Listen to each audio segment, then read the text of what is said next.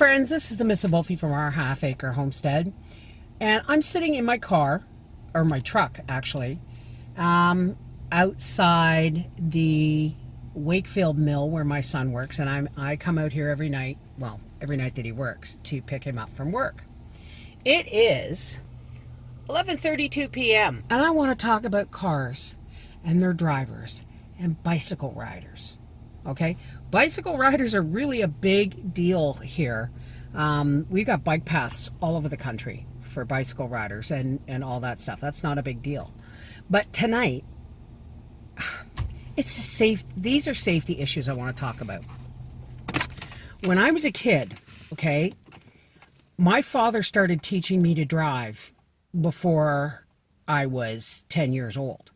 He didn't let me physically drive, but he taught me safety rules of the road.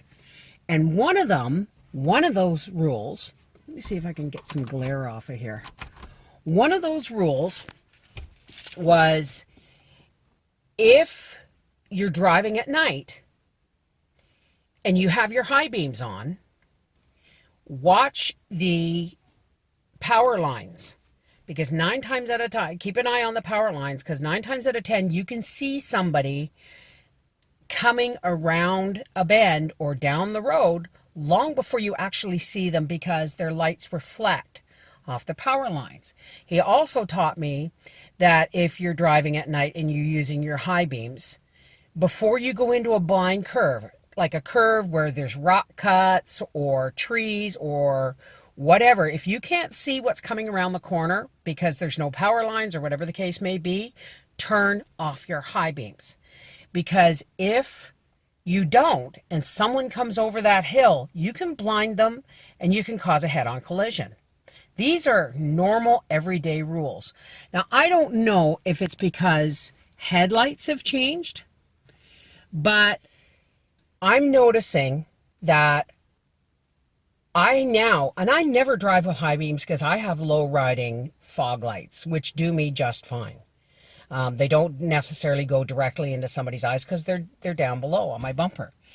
But I'm noticing that when people, if I don't have my high beams on, I still have to flash people.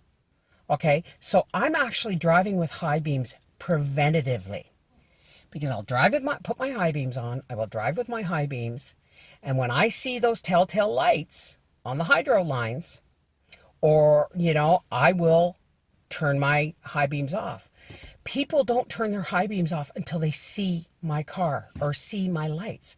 That's bloody dangerous. Okay? I don't know how many times I've come over a hill with a rock cut on one side and the river on the other. And I'm not kidding, folks. This is a dangerous highway. Okay? There's one spot where somebody spray painted in bright orange "Killer Crash," and it's been painted over again since with blue. But it's because there's only like 6 inches, I'm not kidding, 6 inches between the white line and the rock cut.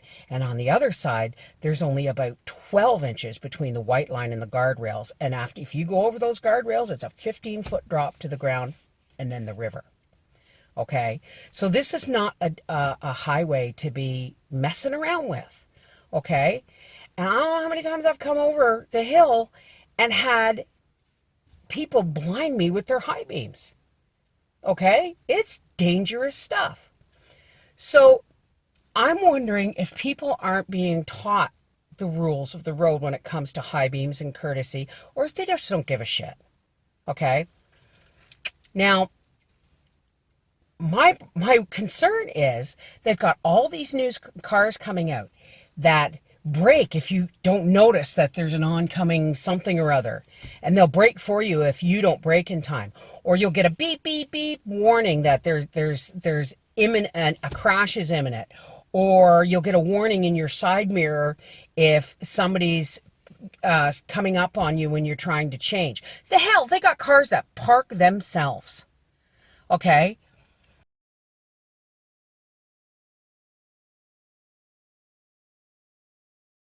my concern is they're going to start letting people take driver's tests in these kind of cars.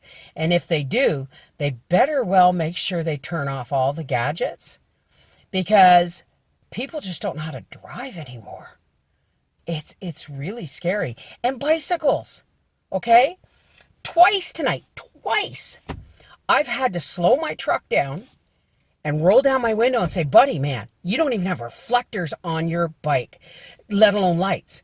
Twice I've had to tell people, get lights on your bike, because I could have hit you because I didn't even see you. And guess what, folks? If I had hit that bicycle riding down the street without lights or reflectors, I would be the one at fault, because I'm supposed to be in control of my vehicle at all times. Never mind the fact that bicycles are vehicles and need to obey the rules of the road just like everybody else, but the driver of the larger vehicle will be the one at fault. This is the Mrs. Wolfe from Our Half Acre Homestead saying, folks, if you're teaching someone how to drive, don't just teach them about parking and driving and all those things. High beams, man, high beams. They are a deadly thing if they're not used correctly. Take care. God bless.